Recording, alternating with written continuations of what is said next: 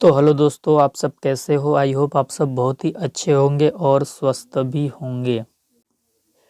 Unit 3 के B का ये दूसरा क्लास है आपका और बीएड फोर्थ सेमेस्टर वालों की ये क्लास है और हम लोग पढ़ रहे हैं second paper guidance and counselling in school, विद्यालय में निर्देशन और परामर्श। कल हम लोगों ने पढ़ा था आपका डायरेक्टिव काउंसलिंग। डायरेक्टिव काउंसलिंग के बारे में हमने बताया था कि इसमें काउंसलिंग क्या की जाती है, डायरेक्ट दी जाती है। यानी जो काउंसलर होता है वो एक प्रेस्क्रिप्शन लिख देता है काउंसली को और काउंसली उस चीज़ को फॉलो करता है और जब जब काउंसलर बुलाता है वो आके मिल लेता है काउंसलर से और जो भी प्रेस्क्रिप्शन होता है उसको वो फॉलो करता है। इस तरीके से उसके समस्या का समाधान होता है। फिर इसके बाद हमने आपसे बात की थी नॉन डायरेक्टिव काउंसलिंग की। नॉन डायरेक्टिव काउंसलिंग में क्या था कि अब क्या है, काउंसलिंग डायरेक्ट नहीं देनी है। जो काउंसलर है वो एक इन्वायरमेंट क्रिएट करेगा और उस इन्वायरमेंट में जो काउंसली है वो अपने समस्या का समाधान खुद से करेगा। ऐसी स्थिति हम उत्पन्न करेंगे कि उसमें जो वो प्रतिक्रिया करेगा उसी के माध्यम से उसके समस्या का समाधान होगा। तो डायरेक्टिव में डायरेक्ट काउंसलिंग देने की व्यवस्था थी, नॉन डायरेक्टिव काउंसलिंग में डायरेक्ट काउंसलिंग देने की व्यवस्था नहीं थी। ये जो नॉन डायरेक्टिव काउंसलिंग था वो क्लाइंट सेंटर्ड था, डायरेक्टिव काउंसलिंग काउंसलर सेंटर्ड था। ये दो चीज़ें हमने आपको कल बता दी थी। आज के इस पर्टिकुलर सेशन में हम पढ़ेंगे इक्लेक्टिक काउंसलिंग, जिसे हम हिंदी में बोलते हैं उदार परामर्श या समाहार परामर्श। अगर आप चैनल पे नए होंगे तो चैनल को सब्सक्राइब कर लीजिएगा। वीडियो के डिस्क्रिप्शन में टेलीग्राम चैनल का लिंक होगा तो आप टेलीग्राम चैनल को भी ज़रूर ज्वाइन कीजिएगा। वहाँ पर आपको सारी महत्वपूर्ण सूचनाएं प्रदान की जाती हैं और भविष्य में भी जो आपके लिए होगा वो वहीं पर आपको मिलेगा। कंटेंट की लिंक वगैरह जो भी होती हैं, चाहे एमएट से रिलेटेड हो, चाहे नेट जेआरएफ या फिर टीचर रिक्रूटमेंट एग्ज़ाम से रिलेटेड कोई भी कंटेंट हो तो वहीं पे मिलेगी। मेरी आवाज़ में थोड़ी प्रॉब्लम हो गई है, लग रही है कि सर्दी टाइप का हो गया है मुझे। हाँ, 8:47 हो रहे हैं। आज टाइम काफ़ी लेट हो गया वीडियो रिकॉर्ड करने में। हमको लगता है कि अपलोड वगैरह होते तक 11-12 मत बज जाए।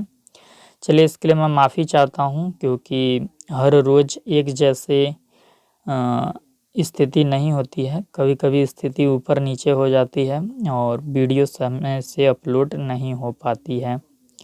ये चीज़ें हैं। तो चलिए, आज का जो सेशन है वो हम स्टार्ट करते हैं। आराम से धीरे धीरे इस टॉपिक को हम समझेंगे। टॉपिक है हमारा इक्लेक्टिक काउंसलिंग, जिसे हम बोलते हैं समाहारक परामर्श। तो देखिए, सबसे पहले तो इस चीज़ पे हम ध्यान देंगे कि जब डायरेक्टिव काउंसलिंग था ही और फिर उसके बाद नॉन डायरेक्टिव काउंसलिंग था ही, तो फिर ये इक्लेक्टिक काउंसलिंग को लाने की ज़रूरत क्या थी भाई। तो जब हम इस बात पे फोकस करते हैं तो हमें क्या पता चलता है कि डायरेक्टिव काउंसलिंग की भी अपनी आलोचनाएं हैं, लिमिटेशंस हैं। नॉन डायरेक्टिव काउंसलिंग की भी अपनी आलोचनाएं हैं, लिमिटेशंस हैं। तो माना क्या गया कि डायरेक्टिव काउंसलिंग दे के पूरे तरीके से समस्या का सही से समाधान हर बार नहीं किया जा सकेगा। चाहे फिर नॉन डायरेक्टिव काउंसलिंग से भी समस्या का समाधान हर स्थिति में, हर परिस्थिति में करना असंभव है। तो ऐसे में क्या हुआ कि एक ऐसी टेक्निक को लाया जाए जो directive counselling, non directive counselling से ऊपर हो, यानी सबसे श्रेष्ठ काउंसलिंग का टेक्निक हो। ऐसी कोई टेक्निक को लाया जाए तो एक बेस्ट टेक्निक के रूप में इक्लेक्टिक काउंसलिंग को लाया गया। इक्लेक्टिक काउंसलिंग को लाने वाले जो थे या इसे डेवलप करने वाले जो थे वो F.C. थॉर्न थे, फ्रेडरिक C. थॉर्न इन्हें हम बोलते हैं, ये थे।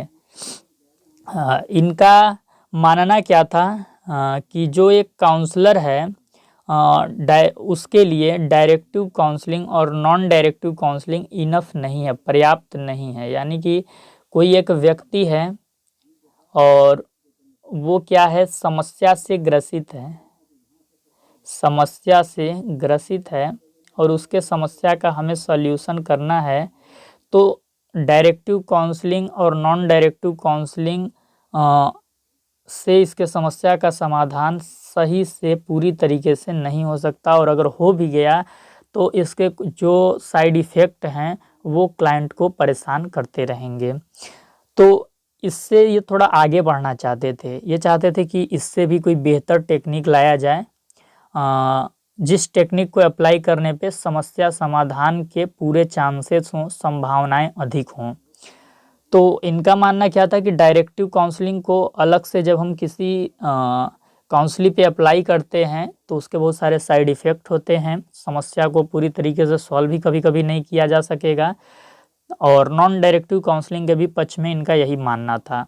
तो ये दोनों से क्या थे, असहमत थे। और आपको तो पता ही है कि जब हम किसी चीज़ से असहमत होते हैं तो फिर हम उसके बदले दूसरा ऑप्शन खोजने लगते हैं। रिलेशनशिप में भी कुछ ऐसा ही होता है, आप देखे होंगे। जब तक सही से बातचीत होती है, सब कुछ सही रहता है, तो हम लोग दूसरा ऑप्शन नहीं खोजते हैं। जैसे ही एक बेहतर ऑप्शन मिल जाता है तो फिर हम लोग उसको साइड कर देते हैं। तो जब भी आपको कोई छोड़ता है या आप किसी को छोड़ते हैं तो यही समझना चाहिए कि उसको कोई ना कोई हमसे बेहतर मिल गया होगा, या हमने किसी को छोड़ा है तो हमको उससे कोई बेहतर मिल गया होगा। तो बेहतर की तलाश में हम आगे बढ़ते हैं। तो वही चीज़ थी जो FC थॉर्न थे, फ्रेडरिक C थॉर्न थे, इन्हें बेहतर की तलाश थी। एक ऐसी टेक्निक को डेवलप करना चाहते थे जो नॉन डायरेक्टिव काउंसलिंग और डायरेक्टिव काउंसलिंग से ऊपर हो, यानी व्यापक तरीके से काम करता हो, कॉम्प्रिहेंसिव उसका फंक्शंस हो, क्षेत्र हो। तो ये चीज़ इसकी अवधारणा थी। ये कैसे आया मैंने आपको समझाने की कोशिश की है। आई होप ये चीज़ आपको समझ आई होगी। आगे देखिए, अब आपको समझना है कि इक्लेक्टिक काउंसलिंग है क्यों। इसे हिंदी में उदार परामर्श भी बोलते हैं। मैंने आपको बताया कि इसे हिंदी में उदार परामर्श भी बोलते हैं। तो उदार का मतलब क्या होता है, बड़ा दिल। उदार का मतलब क्या होता है, बड़ा दिल। देखिए, मैं आपको एकदम आसान भाषा में समझाने की कोशिश करता हूँ, और ऐसा इसलिए करता हूँ क्योंकि मुझे पता होता है कि बहुत सारे ऐसे छात्र भी इस क्लास को देख रहे हैं, छात्राध्यापक देख रहे हैं या छात्राध्यापिका देख रही हैं, जो आप लोग एग्ज़ाम के एक दिन पहले ही पढ़ने चैनल पे आते हैं। और ऐसा तो कुछ छात्राध्यापक या छात्राध्यापकों की मजबूरी भी रहती है। बहुत लोग जॉब करते हैं, बहुत लोग हाउसवाइफ होती हैं जो घर के काम काज में व्यस्त रहती हैं, या बहुत सारे छात्राध्यापक ऐसे होते हैं जो किसी कंपटीशन एग्ज़ाम की तैयारी कर रहे होते हैं, तो बीएड के पेपर को पढ़ने का उनके पास टाइम नहीं होता है। तो इसलिए वो एग्ज़ाम के एक दिन पहले इस चैनल पे आते हैं और यहाँ से कुछ अपना कॉन्सेप्ट क्लियर करना चाहते हैं।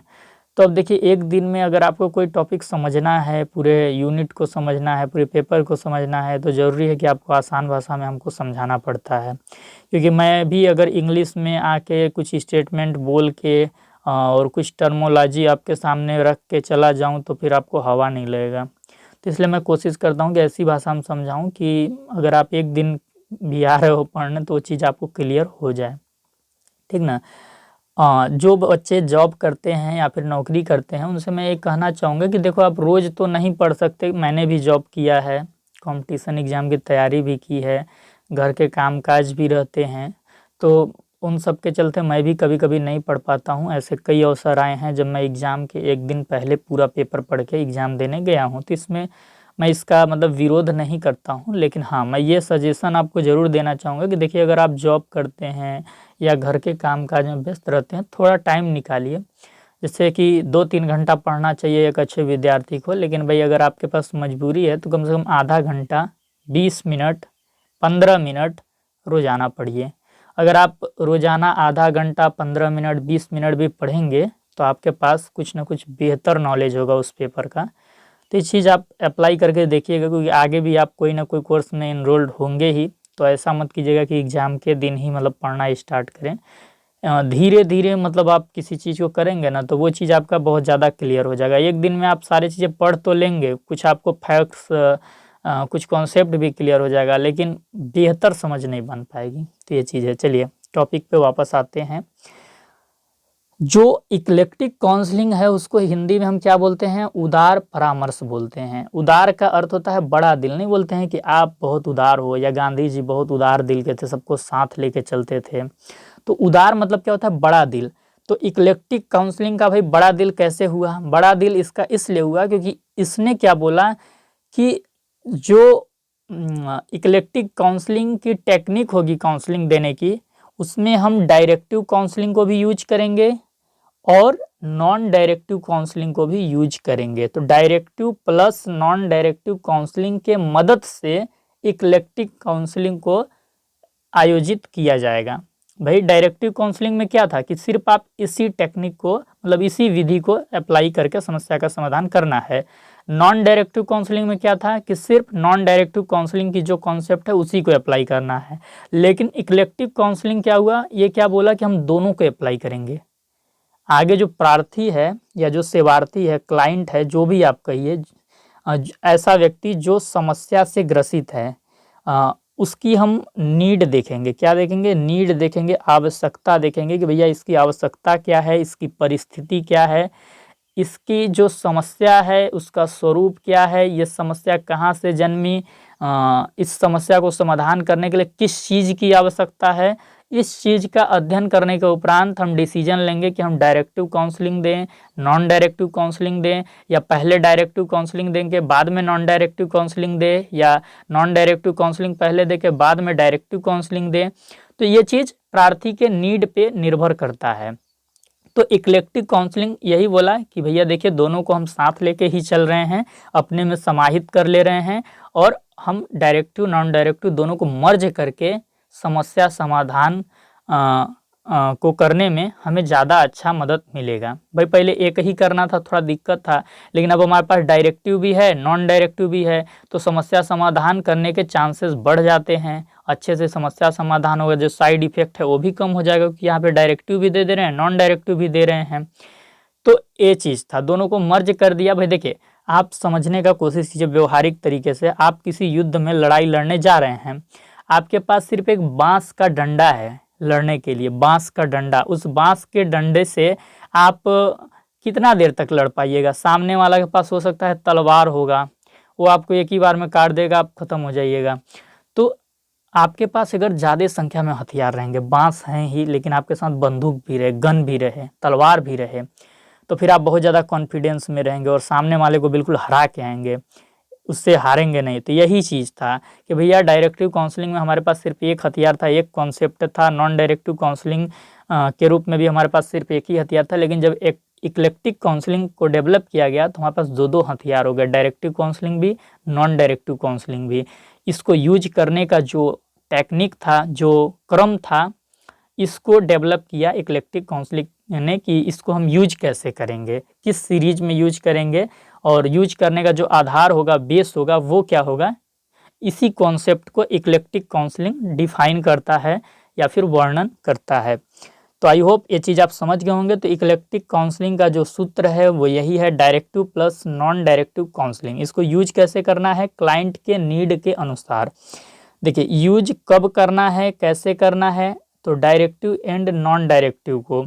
इसके लिए इक्लेक्टिक काउंसलिंग ये बोलता है कि हम क्लाइंट की नीड को देखेंगे, सिचुएशन को देखेंगे, उसके कंडीशन को देखेंगे कि काउंसलिंग की नीड क्या है, सिचुएशन क्या है, कंडीशन क्या है। सेवार्थी के हित में जो होगा, अगर सेवार्थी के हित में पहले डायरेक्टिव काउंसलिंग देना होगा तो पहले डायरेक्टिव काउंसलिंग देंगे, अगर सेवार्थी के हित में पहले नॉन डायरेक्टिव काउंसलिंग देना होगा तो पहले नॉन डायरेक्टिव काउंसलिंग देंगे। लेकिन अधिकांशतः जगह पर आप ये देख सकते हैं कि डायरेक्टिव से नॉन डायरेक्टिव की तरफ बढ़ा जाता है, डायरेक्टिव से नॉन डायरेक्टिव की तरफ बढ़ा जाता है। चलिए इसमें क्या है इक्लेक्टिक काउंसलिंग में कि सेट ऑफ रूल्स नहीं है कि पहले डायरेक्टिव ही देना है बाद में नॉन डायरेक्टिव देना है, ऐसा नहीं है। सेवार्थी के हित में जो होगा, जैसे होगा, यानी समस्या समाधान करना है। मेन फोकस क्या है? प्रॉब्लम को हमको जड़ से खत्म करना है, चाहे जैसे कर दें, ठीक ना। तो ये चीज़ है। इसका अन्य नाम क्या है इक्लेक्टिक काउंसलिंग का? समन्वित परामर्श। समन्वित परामर्श क्यों? क्योंकि इसने समन्वित कर दिया, समन्वय कर दिया। किन दोनों चीज़ों के बीच में समन्वय कर दिया? इसने डायरेक्टिव काउंसलिंग और नॉन डायरेक्टिव काउंसलिंग के बीच में क्या किया? समन्वय स्थापित कर दिया। दोनों को यूज करेंगे, दोनों को साथ लेकर चलेंगे, इसलिए इसको समन्वित परामर्श भी कहते हैं। इसके बाद मध्य का परामर्श। भाई डायरेक्टिव नॉन डायरेक्टिव की जो लड़ाई थी उसको खत्म करके दोनों को यूज करेंगे, तो एक बीच का रास्ता इक्लेक्टिक काउंसलिंग निकाल दिया गया। इसे मध्य मार्गीय भी कहते हैं, मिडिल पाथ, संभावात्मक परामर्श भी कहते हैं कि जिस काउंसलिंग की संभावना होगी उस काउंसलिंग को दे के समस्या का समाधान किया जाएगा। चलिए, इसका उद्देश्य क्या है, हम उद्देश्य देख लेते हैं। यह फ्लेक्सिबल है। फ्लेक्सिबल क्यों है जी? क्योंकि सेवार्थी के हित में जो होगा उस प्रकार से हम मेथड को अप्लाई करेंगे। पहले डायरेक्टिव दें, बाद में नॉन डायरेक्टिव दें, पहले नॉन डायरेक्टिव दें, बाद में डायरेक्टिव दें, तो इसलिए इसको फ्लेक्सिबल बोला जाता है। इसमें पैसिव भी मेथड यूज होता है और एक्टिव मेथड्स का भी यूज होता है। एक्टिव मेथड्स का यूज थोड़ा कम होता है क्योंकि डायरेक्टिव काउंसलिंग किसी भी समस्या समाधान के लिए बहुत ही कम महत्वपूर्ण है। ये चीज़ आपको ध्यान में रखना होगा। लेकिन जो नॉन डायरेक्टिव काउंसलिंग है, जो पैसिव मेथड है, ये महत्वपूर्ण होता है। तो पैसिव मेथड का उपयोग इसमें ज़्यादा होता है, नॉन डायरेक्टिव काउंसलिंग का प्रयोग इसमें ज़्यादा किया जाता है। ये चीज़ है, ठीक। चलिए, काउंसलर की गुणवत्ता सुनिश्चित होती है, समस्या समाधान प्राथमिकता होती है, भाई समस्या समाधान किसी तरह करना है, मेन फोकस ये है। और काउंसलर एक्सपर्ट है, ये भी मालूम हो जाता है। अगर कोई काउंसलर इक्लेक्टिक काउंसलिंग को आयोजित कर रहा है काउंसलिंग पे, तो इससे हमें ये भी पता चल जाता है कि देखिए, इक्लेक्टिक काउंसलिंग को जो काउंसलर आयोजित करेगा मतलब उसको डायरेक्टिव काउंसलिंग की भी बेहतर समझ है, नॉन डायरेक्टिव काउंसलिंग की भी बेहतर समझ है। तभी तो वो दोनों को मर्ज करके, सीरीज करके, ऑर्गेनाइज्ड वे में यहाँ पे क्या कर पा रहा है, वो प्रयोग कर पा रहा है। तो इससे काउंसलर की गुणवत्ता भी सुनिश्चित हो जाती है। तो काउंसलर की गुणवत्ता सुनिश्चित हो, काउंसलिंग फ्लेक्सिबल हो, पैसिव मेथड्स का ज़्यादा उपयोग हो, एक्टिव मेथड्स का कम उपयोग हो, इसलिए हम इक्लेक्टिक काउंसलिंग को यूज करते हैं। डायरेक्टिव टू नॉन डायरेक्टिव क्रम को अप्लाई इसमें ज़्यादा किया जाता है। पहले क्योंकि समस्या गंभीर होती है व्यक्ति की, तो कुछ प्रेस्क्रिप्शन वगैरह लिख दिया जाता है, उसके बाद उससे बातचीत की जाती है, देखा जाता है। तो नॉन डायरेक्टिव ऐसे होता है, मतलब अधिकांशतः ये होता है, बाकी ये फ्लेक्सिबल होता है, आप कैसे भी कर सकते हैं। चलिए, निर्देशात्मक व अनिर्देशात्मक से ऊपर उठकर परामर्श की व्यवस्था करना। अगर आप चाहते हैं कि निर्देशात्मक परामर्श, डायरेक्टिव काउंसलिंग व अनिर्देशात्मक परामर्श, नॉन डायरेक्टिव काउंसलिंग से बेहतर कोई काउंसलिंग की टेक्निक अप्लाई करके हम काउंसलिंग की समस्या को समाधान करें, तो आपको इक्लेक्टिक काउंसलिंग को चुनना होगा।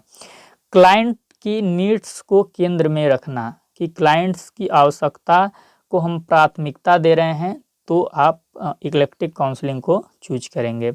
इसकी विशेषताएं क्या हैं, कैरेक्टरिस्टिक्स क्या हैं, तो आप देख सकते हैं इसकी विशेषताएं। इसमें सामान्यतः वस्तुनिष्ठ, ऑब्जेक्टिव एवं समन्वय परक कोऑर्डिनेटिंग विधियों का प्रयोग किया जाता है। वस्तुनिष्ठ, ऑब्जेक्टिव एवं समन्वय परक विधियों का प्रयोग किया जाता है। समन्वय परक विधि क्या है, संभावानुसार डायरेक्टिव काउंसलिंग हमने यूज कर लिया, नॉन डायरेक्टिव मेथड्स को यूज कर लिया। तो सेवार्थी के नीड के अनुसार से जब हम डायरेक्टिव नॉन डायरेक्टिव को यूज करते हैं तो उसको कोऑर्डिनेटिंग मेथड बोलते हैं। और ऑब्जेक्टिव मेथड क्या है कि भाई हम एक मेथड को यूज कर रहे हैं, मतलब एक क्रम से यूज कर रहे हैं, किसी नियम को अप्लाई कर रहे हैं, तो इसमें कोऑर्डिनेटिंग मेथड को ज़्यादा यूज किया जाता है। इसका जो सीरीज होता है ज़्यादातर जगहों पे वो होता है डायरेक्टिव से नॉन डायरेक्टिव सीरीज को यूज किया जाता है इस काउंसलिंग को देने के लिए। डायरेक्टिव काउंसलिंग में क्या होता है, काउंसलर एक्टिव होता है क्योंकि ये काउंसलर सेंटर्ड है, और काउंसलिंग क्या होता है, निष्क्रिय होता है। और जब नॉन डायरेक्टिव काउंसलिंग दिया जाता है तो इसमें काउंसलर क्या होता है, कम सक्रिय होता है, खाली इन्वायरमेंट प्रोवाइड कर देता है और काउंसलिंग ही सारा चीज़ करता है, तो वो पूर्ण सक्रिय होता है। तो दोनों दो से दूर हो जाती हैं और जो काउंसलिंग है वो बेहतर बन जाती है, क्योंकि दोनों ही मेथड हम यूज कर लेते हैं सीरीज में। और कभी कभी कोऑर्डिनेटिंग मेथड का यूज करके हम इसको आगे पीछे भी कर सकते हैं। इसके बाद क्या है, प्रिंसिपल ऑफ लो एक्सपेंडिचर और अल्प व्यय सिद्धांत का प्रयोग भी इसमें किया जाता है। अल्प व्यय सिद्धांत इसलिए है क्योंकि इसमें हम जो क्लाइंट है उसके नीड के अनुसार सारी चीज़ें कर रहे होते हैं। समस्त विधियों एवं प्रविधियों का प्रयोग करने हेतु परामर्शदाता में अपेक्षित दक्षता व कुशलता होना आवश्यक है, क्योंकि इसमें दो टेक्निक को अप्लाई करके काउंसलिंग की समस्या का समाधान करना है, तो दक्षता काउंसलर में होनी चाहिए, इसलिए काउंसलर की गुणवत्ता भी इससे सुनिश्चित होती है। इसके अंतर्गत परामर्शी की आवश्यकता को ध्यान में रखकर ही निर्देशात्मक तथा अनिर्देशात्मक विधियों को प्रयुक्त करने का निर्णय लिया जाता है। यानी परामर्शी की आवश्यकता के अनुसार से निर्णय लिया जाता है पहले कौन सी काउंसलिंग दे। समन्वित परामर्श के अंतर्गत कार्य कुशलता एवं उपचार प्राप्त कराने को विशिष्ट महत्व दिया जाता है। परामर्श के प्रारंभ में सामान्यतः परामर्शी की भूमिका सक्रिय तथा परामर्शदाता की भूमिका कम सक्रिय होती है। अवसर उपलब्ध कराने पर बल दिया जाता है जिससे परामर्शी स्वयं की पहल के अनुसार समस्याओं का समाधान स्वयं खोज सके। इक्लेक्टिक काउंसलिंग क्या बोलता है कि जब परामर्श का स्टार्टिंग दौर हो तो उस समय जो परामर्शी है, जो काउंसली है, उसकी भूमिका थोड़ा सक्रिय होनी चाहिए क्योंकि उससे हमें समस्या को बाहर निकलवाना है। और जो परामर्शदाता है वो कम सक्रिय रहेगा, खाली क्वेश्चनिंग करेगा या जो भी करेगा, मतलब वो थोड़ा कम सक्रिय रहेगा, उसको अपना इमोशन रिलीज करने देगा। ये चीज़ है, इस संदर्भ में ये वाक्य बोला गया है यहाँ पे। इसके बाद इसमें इन्वायरमेंट प्रोवाइड कराने पे ज़्यादा बल दिया जाता है। मैंने आपको बताया ही कि पैसिव मेथड का ज़्यादा उपयोग किया जाएगा। परामर्शी स्वयं की पहल के अनुसार समस्याओं का समाधान स्वयं खोज सके ताकि। अब जो कि बहुत ही इम्पोर्टेंट चीज़ है इसके स्टेप्स, तो स्टेप्स हम देख लेते हैं। पहला स्टेप्स इसमें क्या होता है कि परामर्शी की आवश्यकता का पता लगाया जाता है। तो प्रथम सोपान में परामर्शदाता यह प्रयास करता है कि परामर्शी की आवश्यकता क्या है ज्ञात हो जाए तथा उसकी व्यक्तित्व संबंधी विशेषताओं के संबंध में जानकारी प्राप्त की जाए। तो पहले उसका आवश्यकता पता की जाता है। आवश्यकता इसलिए पता किया जाता है क्योंकि आवश्यकता के हिसाब से हम प्रविधि का चयन करते हैं, टेक्निक का सिलेक्शन करते हैं कि पहले डायरेक्टिव काउंसलिंग देना है कि नॉन डायरेक्टिव काउंसलिंग देना है। फिर प्रविधियों का हम प्रयोग करते हैं, डायरेक्टिव नॉन डायरेक्टिव का प्रयोग करते हैं उसके ऊपर। फिर प्रयोग करने के बाद उसकी क्या प्रभावशीलता है उसका मूल्यांकन करते हैं और फिर उसके बाद हम परामर्श का योजना बनाते हैं कि अब परामर्श हमको कैसे देना है। तो फिर इसके बाद परामर्श का हम योजना बनाते हैं और फिर उसको परामर्श दे देते हैं और बाद में परामर्शी का हम एक बार चेकअप करते हैं, फॉलोअप देखते हैं क्या उसमें सुधार है ये चीज़। फिर इसके बाद अन्य संबंधित व्यक्तियों की राय भी प्राप्त करते हैं उसके संबंध में कि क्या चीज़ है, काउंसलिंग में सुधार आया या नहीं। लिमिटेशन, सीमाएं क्या हैं इस काउंसलिंग की? सेट ऑफ रूल्स नहीं है, बिना पेनी का लोटा वाला स्थिति है जो आपके भाषा में यूपी बिहार में ज़्यादा यूज होता है। बिना पेनी का लोटा मतलब क्या होता है कि जो मन में आए वही कर लिए। तो इस मतलब जिसका कोई निश्चितता नहीं है, क्रेडिबिलिटी नहीं है। जैसे कि आप नीतीश कुमार जी को, बिहार के मुख्यमंत्री जी को ले लीजिए, मैं मजाक कर रहा हूँ, सीरियसली मत होइएगा कोई बिहार से हो तो। मतलब वो कभी पलटी मार देते हैं, आप देखे होंगे, कभी आरजेडी से बीजेपी में चले जाते हैं, कभी बीजेपी से वापस तेजस्वी जी के साथ आ जाते हैं। तो उनकी कोई निश्चितता नहीं है, कोई क्रेडिबिलिटी नहीं है, तो उसको कहते हैं बिना पेनी के लोटा, कोई सेट ऑफ रूल्स नहीं है। तो उसी प्रकार इक्लेक्टिक काउंसलिंग में भी कोई सेट ऑफ रूल्स नहीं है। कभी डायरेक्टिव को पहले रख दिया जाता है, कभी नॉन डायरेक्टिव को पहले रख दिया जाता है। तो बिना पेनी का लोटा वाला स्थिति है, ये इसका एक लिमिटेशंस है। दूसरा क्या है, निर्देशात्मक तथा अनिर्देशात्मक विधियों को यथार्थ रूप में समन्वित कर पाना अत्यंत कठिन होता है। अब ये क्या कहा जा रहा है कि directive counselling plus non directive counselling को मर्ज कर पाना रियल में बहुत ही डिफ़िकल्ट टास्क है क्योंकि यह परस्पर विरोधी आयाम है। क्योंकि एक दूसरे की ये दोनों क्या हैं, अपोजिट हैं। डायरेक्टिव में प्रेस्क्रिप्शन लिखा जाता है, नॉन डायरेक्टिव में इन्वायरमेंट क्रिएट करके काउंसली ही सारा चीज़ करता है। तो दोनों एक दूसरे के अपोज हैं, तो इसको मर्ज कर पाना एक डिफ़िकल्ट टास्क होता है। अगर काउंसलर योग्य नहीं है, दक्ष नहीं है, तो काउंसलिंग की प्रक्रिया पूरी बर्बाद हो जाएगी, काउंसलिंग का समस्या समाधान नहीं हो पाएगा। तो इसमें खतरा भी रहता है। अवसरवादी अस्पष्ट भी इसे कहते हैं, जो अवसरवादी हैं, अवसरवादी अस्पष्ट भी इसे कहते हैं। अच्छा हाँ, इसे अवसरवादी भी कहा जाता है, अस्पष्ट भी कहा जाता है। अवसरवादी इसलिए कहा जाता है कि मौका देख के जो मन में आए वो यूज विधि कर लिए और समस्या का समाधान कर लिए। अस्पष्ट क्योंकि कोई स्पष्टता नहीं है ना, कोई सेट ऑफ रूल्स नहीं है।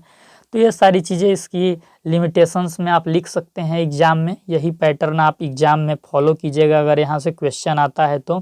अगर इस तरीके से आप आंसर राइटिंग करेंगे तो आपको बेहतरीन नंबर मिलेगा, ये चीज़ समझ लीजिए। आपका एग्ज़ाम हो जाएगा तो मैं ये directive counselling, non directive counselling, eclectic counselling में कुछ प्रोजेक्ट लाने के लिए हम सोचे हैं। तो वो देखते हैं, वो भविष्य की चीज़ें हैं, अगर हो पाई तो ठीक, नहीं हो पाई तो भी ठीक। फिलहाल के लिए आपको मैंने इतना समझा दिया है कि आप एग्ज़ाम में लिख लेंगे, ठीक ना। तो आपको बहुत ज़्यादा कन्फ्यूजन नहीं होना है। अगर कोई कन्फ्यूजन है, आपने कहीं से और कुछ पढ़ रखा है, आपको कोई चीज़ें परेशान कर रही हैं, तो कमेंट सेक्शन में आप वो चीज़ लिखिएगा, तो उस पे हम विचार करेंगे, उसको कंसीडर करेंगे और देखेंगे कि क्या आपका प्रश्न है और क्या आपका कन्फ्यूजन है। चलिए इसके लास्ट में हम एक चीज़ और आपको छोटा-सा 2-4 मिनट लगेगा बता देता हूँ। निर्देशात्मक एवं अनिर्देशात्मक परामर्श में अंतर, difference between directive and non directive counselling. Exam में हो सकता है पूछ दे डायरेक्टिव काउंसलिंग और नॉन डायरेक्टिव काउंसलिंग के बीच में अंतर। देखिए डायरेक्टिव काउंसलिंग क्या है, इसमें समय की बचत होती है। जो काउंसलर होता है प्रेस्क्रिप्शन लिख देता है, काउंसलर उसको फॉलो कर लेता है, समय का बचत हो जाता है। नॉन डायरेक्टिव काउंसलिंग में क्या है भैया, पहले इंटरव्यू लेंगे, फिर इसके बाद आपका इमोशन रिलीज करवाएंगे, आपका अभिव्यक्ति का आज़ादी देंगे, फिर इसके बाद परामर्श करेंगे, फिर फॉलोअप करेंगे, तो समय बहुत ज़्यादा लग जाता है, ठीक ना। दूसरा क्या है, डायरेक्टिव काउंसलिंग विश्लेषण को महत्व दिया जाता है, एनालिसिस किया जाता है, आपके समस्या के टुकड़े टुकड़े कर दिए जाते हैं। और जो नॉन डायरेक्टिव काउंसलिंग है उसमें क्या है कि बहुत सारी बातें निकलवा कर आपने 2-4-5 बातें बता दी, उससे समस्या को पकड़ने का कोशिश किया जाता है, तो संश्लेषण विधि का उपयोग किया जाता है। डायरेक्टिव काउंसलिंग आपको पता ही है कि समस्या केंद्रित होती है, इंडिविजुअल से कोई मतलब नहीं है, बीमारी का ख़त्म कर दें बस वो चीज़। और ये जो नॉन डायरेक्टिव काउंसलिंग है इंडिविजुअल केंद्रित होती है, क्लाइंट सेंटर्ड होती है, उसके इमोशन को बैलेंस करना होता है, इसलिए इंडिविजुअल पे हम ध्यान देते हैं। डायरेक्टिव काउंसलिंग में बौद्धिक पक्ष पर बल दिया जाता है, नॉन डायरेक्टिव काउंसलिंग में संवेगात्मक यानी इमोशनल एस्पेक्ट्स पे महत्व दिया जाता है। डायरेक्टिव काउंसलिंग में केस हिस्ट्री का प्रयोग किया जाता है, इंडिविजुअल का क्या केस हिस्ट्री उसको देख के समझ के प्रिस्क्रिप्शन लिख दिया जाता है। लेकिन जो नॉन डायरेक्टिव काउंसलिंग है उसमें केस हिस्ट्री का अध्ययन बहुत ज़्यादा नहीं किया जाता है, आगे वर्तमान स्थिति का पता लगाया जाता है कि भैया अभी इसका एक्सटर्नल बिहेवियर क्या है, फिर जब उसका सोल्यूशन खोजना होता है तब केस स्टडी को यूज में ला ले, वो अलग की बात है। तो छठवां नॉन डायरेक्टिव डायरेक्टिव काउंसलिंग में क्या है, काउंसलर को फॉलो करना होता है, काउंसलिंग को प्रेस्क्रिप्शन जो लिख दिया काउंसलर ने उसको फॉलो करो भैया। और नॉन डायरेक्टिव काउंसलिंग में क्या है, समस्या समाधान हेतु वातावरण खाली काउंसलर प्रदान करता है और काउंसलिंग अपने से समस्या का हल खोजता है। तो आज के इस वीडियो में हमने आपको सारी चीज़ें मोस्टली पढ़ा ही दी हैं। अब इस यूनिट में आपका ऐसा कुछ भी नहीं बचा है जो आपको परेशान करेगा। हमने टेक्निक्स ऑफ काउंसलिंग में आपको पहले डायरेक्टिव काउंसलिंग पढ़ा दिया, फिर नॉन डायरेक्टिव काउंसलिंग पढ़ा दिया, फिर इक्लेक्टिव काउंसलिंग भी पढ़ा दिया। हमने डायरेक्टिव काउंसलिंग और नॉन डायरेक्टिव काउंसलिंग में अंतर भी पढ़ा दिया, जो आपका एक्स्ट्रा था, सिलेबस में नहीं था, फिर भी हमने बता दिया कि चलो भाई एग्जाम में आ जाए तो आप उसको अच्छे से लिख के कर लो। क्योंकि आधी अधूरी चीज़ें मैं पढ़ाना पसंद नहीं करता, इसलिए मेरी लेक्चर थोड़ी बड़ी होती है, वरना चाहता तो 5-10 मिनट में भी पढ़ा के ख़त्म कर देता। आपको कुछ फैक्ट्स, कुछ बिंदु बता के मैं अपना मतलब कि किनारा कर सकता था, लेकिन अंदर से संतुष्टि नहीं मिलती है, क्योंकि बीएड हमें यही सिखाता है कि जब भी, जहाँ भी, जिस स्तर पर हम टीचिंग करें तो ऐसा टीचिंग करें कि लोग हमसे पूछे कि आपको कौन पढ़ाया है, और फिर हम गर्व से अपने टीचर का नाम बता सकें कि हमको ये पढ़ाए थे। क्योंकि जब हम ये बता सकेंगे कि हमको ये पढ़ाए थे, तभी समझिए कि आपकी टीचिंग सफल होगी। आपसे जब कोई पूछे कि आपको कौन पढ़ाया था, जब तक आपसे कोई पूछा नहीं कि आपको कौन पढ़ाया, तो समझिए कि हमारी शिक्षण में कहीं ना कहीं कुछ दिक्कतें हैं, उसको इम्प्रूव करना है। तो चलिए दोस्तों, चैनल पे नए होंगे तो प्लीज़ चैनल को सब्सक्राइब कर लीजिएगा। वीडियो के डिस्क्रिप्शन में टेलीग्राम चैनल का लिंक होगा, इसे ज़रूर ज्वाइन कीजिएगा। और हाँ, एक चीज़ और कि व्हाट्सएप चैनल का लिंक भी आपको वीडियो के डिस्क्रिप्शन में मिल जाएगा, प्लीज़ इसे फॉलो कीजिएगा। यहाँ पे फॉलोवर हमारे बहुत ही कम हैं। चलिए, अगर इसके अलावा आप मुझे पर्सनली फॉलो करना चाहते हैं तो चैनल के अबाउट सेक्शन में Instagram account, Twitter account, threads account का लिंक मिल जाएगा। आप चाहें, अगर इच्छा हो तो आप वहाँ पे हमें फॉलो कर सकते हैं। चलिए, फिर हम नेक्स्ट सेशन में आपसे मुलाकात करते हैं। देखिए, मैं कहता तो रोज़ हूँ कि मैं शाम को एक क्लास ले लूँगा, पर जैसे ही शाम होता है सारी चीज़ें बदल जाती हैं और फिर नहीं हो पाता है। लेकिन फिर भी आज भी मैं वही कह रहा हूँ कि अगर बना तो शाम को मैं यूनिट 4 का ए पढ़ाऊँगा, क्योंकि समय बहुत कम है, 22 से आप लोगों का एग्ज़ाम है। तो यूनिट 4 का जो ए है मैं आज स्टार्ट करने के लिए सोच रहा हूँ, तो देखता हूँ शाम को मैं समय निकाल के उसको ज़रूर स्टार्ट करूँगा, क्योंकि कल के अंदर हमको पूरा चीज़ें ख़त्म कर देना होगा। कल 18 तक में ये पेपर मैं ख़त्म करने का सोच रहा हूँ।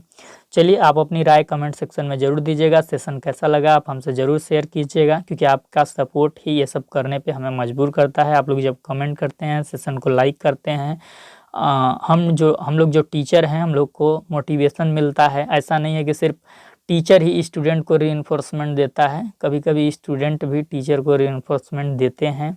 जब मैं पढ़ता था तो मैं भी अपने टीचर को रीइंफोर्समेंट देता था, उनकी तारीफ़ें करता था कि वो जैसा पढ़ा रहे हैं वो कंटिन्यू इसी तरह पढ़ाएं, जो आने वाले बैच हैं उनको भी इसी तरह की शिक्षा मिले। तो इसके लिए मैं कुछ प्रयास करके उस शिक्षण संस्थान से निकलना चाहता था।